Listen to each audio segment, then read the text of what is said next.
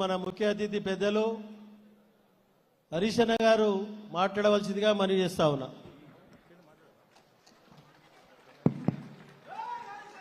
జై తెలంగాణ, జై తెలంగాణ.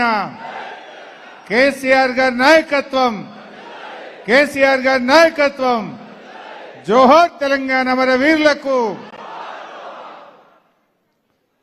గౌరవ శాసనసభ్యులు మిత్రులు గూడెం మహిపాల్ రెడ్డి గారికి, మన నియోజకవర్గ ఇన్ఛార్జిగా ఉన్న మిత్రులు ఆదర్శ్ రెడ్డి గారికి, గౌరవ మాజీ శాసనసభ్యులు పెద్దలు సత్యన్న గారికి, మన ఉమ్మడి మెదక్ జిల్లా ఎన్నికల మరియు మెంబర్షిప్ ఇన్ఛార్జిగా ఉన్నటువంటి పార్టీ ప్రధాన కార్యదర్శి బాలమల్లు గారికి, తమ్ముడు ఎర్రోల శ్రీనివాస్ గారికి, శంకర్ యాదవ్ అన్న మాజీ కార్పొరేటర్ గారికి, సోమరెడ్డి గారికి, శ్రీకాంత్ గౌడ్ గారికి, బాలరెడ్డి గారికి, మన మెట్టు కుమార్ గారికి, పృథ్వీ గారికి, మరి పేర్లు చాలా ఉన్నాయి. మా నలుగురు చైర్మన్లు ఉన్నారు, మా వైస్ చైర్మన్ సాబ్ ఉన్నాడు, గోవర్ధన్ ఉన్నాడు, వెంకటేష్ గౌడ్ ఉన్నాడు. మరి ఏమనుకోకుందిగా ముఖ్యంగా మా చెల్లెళ్ళు, మా మహిళా సోదరీమణులు, అదేవిధంగా వేదిక మీద ఉన్న 5 మున్సిపాలిటీల చైర్మన్లు, వైస్ చైర్మన్లు, కౌన్సిలర్లు, మాజీ మార్కెట్ కమిటీ చైర్మన్లు, మాజీ జెడ్పీటీసీలు, మాజీ ఎంపీపీలు, మాజీ కార్పొరేటర్లు, పార్టీ సీనియర్ నాయకులు, ఉద్యమకారులు, బీఆర్ఎస్ కుటుంబ సభ్యులు, మీడియా మిత్రులు అందరికీ పేరు పేరున నమస్కారం. ముందుగా ఆలస్యంగా వచ్చినందుకు మీరు నన్ను మన్నించాలి. తప్పని పరిస్థితి అయింది. ఆ రేవంత్ రెడ్డి నిన్నేదో మాట్లాడితే గట్టిగా ఈద్ కా జవాబ్ పత్తర్ సే దేనా అన్నట్టు మరి తెలంగాణ భవన్లో ఆయనకు గట్టిగా సమాధానం చెప్పి బయలుదేరి వచ్చే వరకు లేట్ అయింది. లేట్ అయితే అయిందేమో కానీ దారి వెంట మా మధు, మా శ్రీకాంత్ ఖచ్చితంగా నువ్వు బండి ఎక్కాల్సిందే ర్యాలీలో అన్నారు.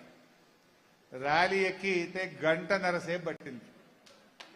ఇక్కడ నేను చెప్పాలనుకున్నది ఏంటంటే ఇదేమి ఎలక్షన్ లేవు, ఇప్పుడే రేపో మాపో ఓట్లు లేవు, ఇంకా 2 సార్లు ఉంది. కానీ ఆ 1.5 గంటల సేపు ర్యాలీలో ఎటువైపు చూసినా ఆటోలలో బయటోళ్ళు కావచ్చు, కార్లలో బయటోళ్ళు, బండ్ల మీద బయటోళ్ళు, దుకాన్లలో ఉన్నోళ్ళు, బస్సులలో బయటోళ్ళు మొత్తం బయటకు వచ్చి ఇట్లా ఇట్లా ఇక మనదే అన్నా మనదే అన్నా మళ్ళా మనదే. జనరల్ గా ఆ స్పందన ఎప్పుడు ఉంటుంది? ఇక రేపో మాపో ఎలక్షన్లు ప్రచారం స్టార్ట్ అయితే ఉండాలి. ఇంకా 2 సార్లు ఉన్నది ఎలక్షన్. ఆడోళ్ళు, మగోళ్ళు, పిల్లలు, పెద్దోళ్ళు ఇంకా అంగేసుకోలేదు, లోపలికి వెళ్ళి ఉరకచ్చుకుంటూ కూపుతున్నారు చేతులు. అంటే అంత స్పందన ఉన్నది.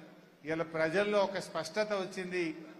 ఈ స్కాములుగా ప్రభుత్వం పోవాలి, మన స్కీమ్ల కేసీఆర్ మళ్ళీ రావాలి. యావత్ తెలంగాణ కోరుకుంటుంది. రైతులు కావచ్చు, కార్మికులు, విద్యార్థులు, నిరుద్యోగులు, ఉద్యోగులు, రిటైర్డ్ ఉద్యోగులు, ఉపాధ్యాయులు, అక్కలు, చెల్లెళ్ళు, తమ్ముళ్ళు, పిల్లలు, వీళ్ళందరి మాట ఒకటే, మళ్ళీ బీఆర్ఎస్ రావాలి. సరే, ఈరోజు మనం పెట్టుకున్న ప్రోగ్రాం ఎస్ఐఆర్. ఈ ఎస్ఐఆర్ ఏంది అసలు? ఈ ఎస్ఐఆర్లో మనం ఏం చేయాలి? ఈ ఎస్ఐఆర్కు ఎందుకంత ప్రాముఖ్యత ఉన్నది? దయచేసి కార్యకర్తలు బాగా వినాలి. ఇది బంద్ చేయి బిడ్డ. నిన్న మొన్న ఈ మధ్యకాలంలో కొన్ని రాష్ట్రాల్లో ఎన్నికలు జరిగినాయి. పశ్చిమ బెంగాల్లో 90 లక్షల ఓట్లు తీసేసిందట. మమతా బెనర్జీ గెలవకుండా ఆగం పట్టించిందని మనం టీవీలో చూసినాం, పేపర్లో చూసినాం. అస్సాంలో ఓట్లు తీసేసిందట, రిజల్ట్ కింది మీద అయింది అంటున్నారు. తమిళనాడులో ఓట్లు తీసేసిందట, ఫలితాలు తారుమారైనాయి అంటున్నారు. అంటే ఎక్కడెక్కడైతే ఎస్ఐఆర్ ప్రక్రియ జరిగిందో చాలా చోట్ల కూడా ఓట్లు గోల్మాలైనాయి. లక్షల ఓట్లు తీసి పడేసిండ్రు, దాంతో ఫలితాలు తారుమారైనాయి అని అంటున్నారు. మరి ఏంది ఎస్ఐఆర్? ఏంది ఇది? కొత్తదేమి కాదు. 2002లో ఎస్ఐఆర్ ప్రక్రియ జరిగింది. మళ్ళీ 24 ఏళ్ల తర్వాత ఇప్పుడు ఎస్ఐఆర్ ప్రక్రియ జరుగుతూ ఉంది.